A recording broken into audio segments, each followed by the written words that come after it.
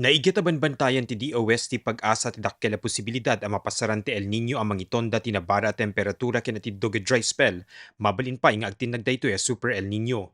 Posible a mapasamak daytoy nung umato ti 2 degrees Celsius ti temperatura ti taaw kang runaan ni ti Pacific Ocean.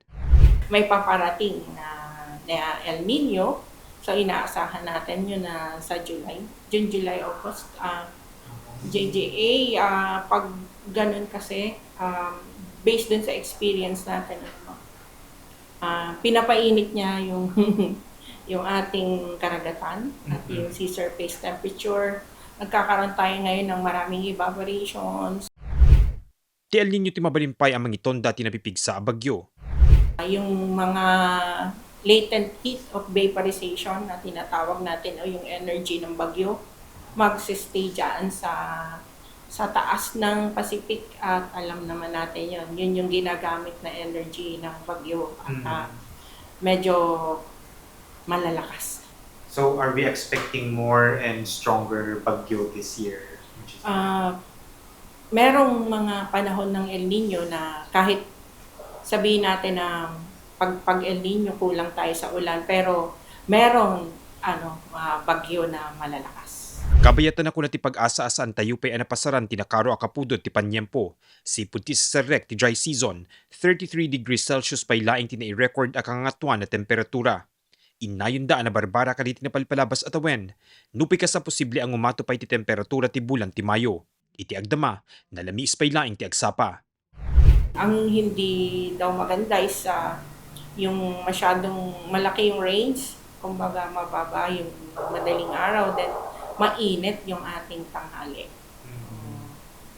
So may effect po yun sa body po natin.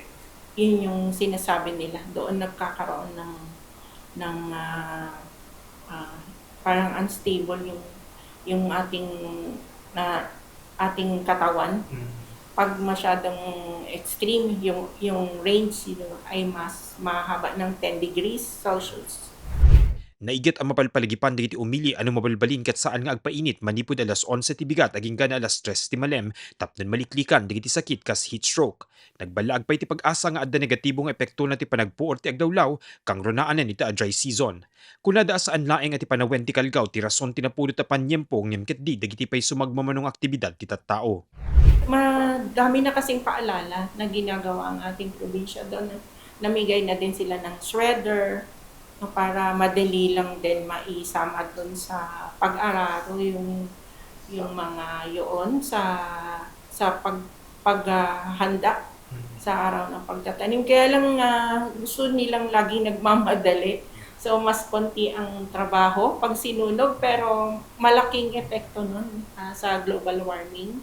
At doon din sa pag-init ng kapaligiran natin. So, pag ang hangin natin ay nanggagaling dyan sa east, mas mataas ang name-measure naming temperature. Mark Magdirila, Balitang Solid North.